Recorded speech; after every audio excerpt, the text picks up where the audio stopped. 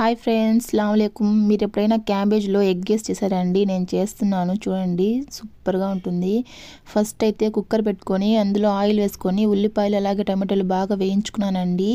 బాగా వేగిన తర్వాత అయితే అల్లం వెల్లుల్లి పేస్ట్ అయితే వేసుకున్నాను.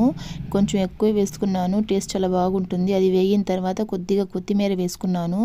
కొద్దిగా కాదులేండి, ఎక్కువ వేసుకుంటాను నేను. ప్రతి దాంట్లో కూడా కొత్తిమీర ఎక్కువ వేసుకుంటాను. అవి వేగే లోపల ఈ క్యాబేజ్ మొత్తాన్ని కట్ చేసి వాటర్లో వేసి వాష్ చేసి పెట్టుకున్నానండి. ఇప్పుడు ఈ క్యాబేజ్ మొత్తాన్ని ఇందులోకి అయితే వేసేస్తున్నాను. వీటితో పాటు కొద్దిగా ఉప్పు అలాగే పసుపు వేసి బాగా మగ్గనివ్వాలండి.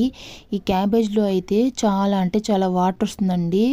ఆ వాటర్ మొత్తం ఇంకిపోయిన తర్వాతే మేము నెక్స్ట్ ప్రాసెస్ స్టార్ట్ చేయాలి. చూడండి ఎంత వాటర్ ఉందో. నేనైతే అస్సలు వాటర్ వేయలేదండి. చూడండి ఎంత వాటర్ వచ్చిందో.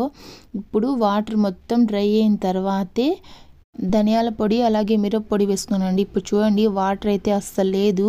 ఈ సమయంలో ఏమంటే వాటర్ వేసుకోవాలి. అందులో వాటర్ వేసి నేను కుక్కర్ అయితే విజిల్స్ పెట్టేశాను. ఒక 3 విజిల్స్కి బాగా ఉడికిందండి. ఆ తర్వాత ఎగ్స్ అయితే వేసుకున్నాను, ఒక 5 ఎగ్స్. డైరెక్ట్గా వేసుకుంటే ఏంటంటే కొంచెం ఎగ్ ఏమైనా పాడైపోయి ఉంటే కూర మొత్తం ఇదైపోతుందండి. అందువల్ల నేను ఫస్ట్ అయితే ఒక బౌల్లో వేసుకున్న తర్వాతే వేసాను. వేసిన తర్వాత మూత పెట్టేయాలండి. విజిల్ అయితే పెట్టకూడదు. మూత పెట్టేసి ఒక 5 మినిట్స్ వదిలిన తర్వాత చూస్తే ఎగ్స్ బాగా ఉడికిపోయింటాయండి. ఇప్పుడు రెండో వైపు తిప్పుకోవాలి.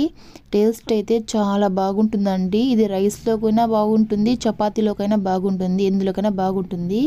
మీరు ఖచ్చితంగా ట్రై చేయండి. ట్రై చేసి ఎలా వచ్చిందో నాకు కామెంట్లో చెప్పండి.